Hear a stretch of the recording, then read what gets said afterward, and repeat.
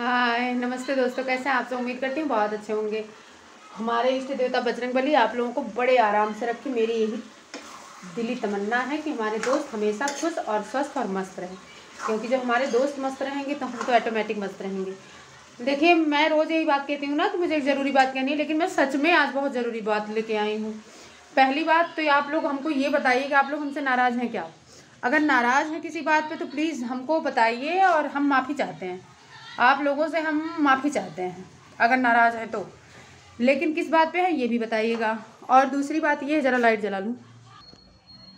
और दूसरी बात और ज़रूरी बात ये भी है कि आज का टॉपिक मेरा ये है कि मैं उन लोगों से कुछ कहना चाहती हूँ कि जिनके घर में बेटियां हैं, नहीं है तो भी उनको नहीं कहना चाहिए कुछ, लेकिन कुछ लोगों की आदत बन जाती है दूसरों घर में आग लगाना।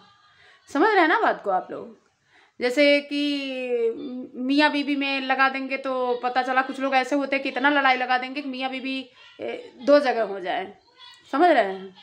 वो ये भूल जाते हैं कि हमारी भी औलादें हैं। अगर हम किसी घर में आग लगाएंगे तो हमारे घर में भाई सीधी सी बात है ऊपर वाला लगाएगा, क्योंकि कहते हैं ऊपर वाले की लाठी में आवाज़ नहीं होती है लेकिन दर्द बहुत होता है। तो लोग ये भूल जाते हैं कि हमारी भी संतान है। अगर हम किसी की संतान को तकलीफ़ देंगे तो हमें भी तकलीफ़ मिलेगी।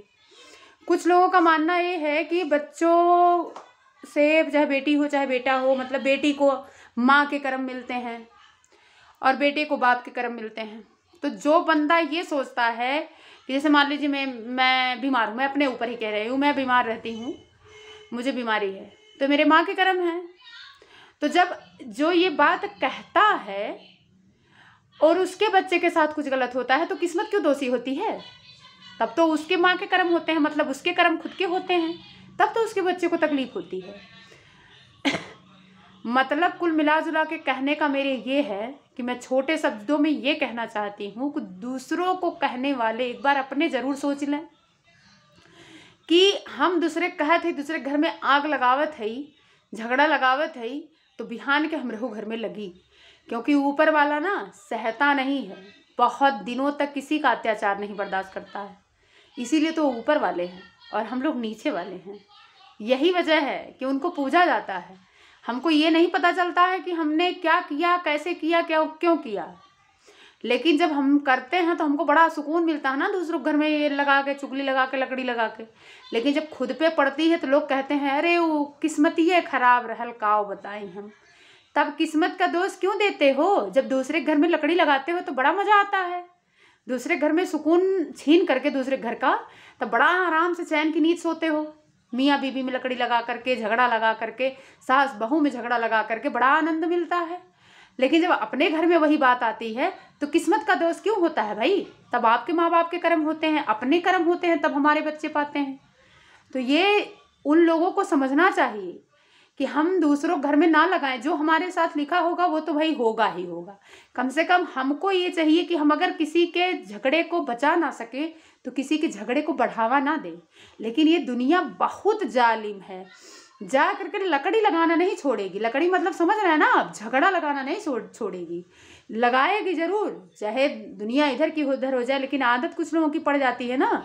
लेकिन जब खुद पे आती है, मैं किसी को ताना नहीं दे रही हूँ। मेरा ये वीडियो बनाने का मतलब ये नहीं है कि मैं किसी को पर्सनली कह रही हूँ, लेकिन कुछ लोग ऐसे हैं दुनिया में जो सुकून से जीने नहीं देते हैं। मैं क्या बताऊँ आप लोगों को। अगर मैंने अपनी कहानी बता दी ना तो पत्ते भी रो देंगे। मैं रोती नहीं हूँ, मैं बहुत हिम्मती हूँ, मैंने बहुत कुछ सहा है। और मैं लोगों से ये कहना चाहती हूँ कि सबसे बड़ा हथियार हमारा होता है हम खुद से, मन से, दिल से, तन से, मन से हमेशा स्ट्रांग रहें, मजबूत रहें, तो हमारा कोई बाल भी बांका नहीं कर सकता है। और आंसू हमको कमज़ोर बनाते हैं। जब तक मैं रो रही थी तब तक लोग हमको रुलाने में लगे थे। मैंने रोना छोड़ दिया, लोगों ने रोना शुरू कर दिया बिना मेरे कुछ कहे। ये खुश कैसे है ये देख करके। तो आप लोगों के प्यार से ही मैं खुश हूँ, और अगर आप लोगों ने साथ छोड़ दिया तो मैं सच में दुखी हो जाऊँगी। तो प्लीज़ आप लोग हमारा साथ ना छोड़िएगा। हमारी ये आप लोगों से रिक्वेस्ट है कि हमको इतने दिनों के बाद एक परिवार मिला है, यूट्यूब फैमिली मिली है, तो प्लीज़ आप लोग हमको ना छोड़िएगा। अब वीडियो लंबा हो जा रहा है। बाय बाय दोस्तों, अपना ख्याल रखिएगा, अपने परिवार के साथ खुश रहिए, मस्त रहिए, किसी के बहकावे में बिल्कुल ना आइए। Bye bye.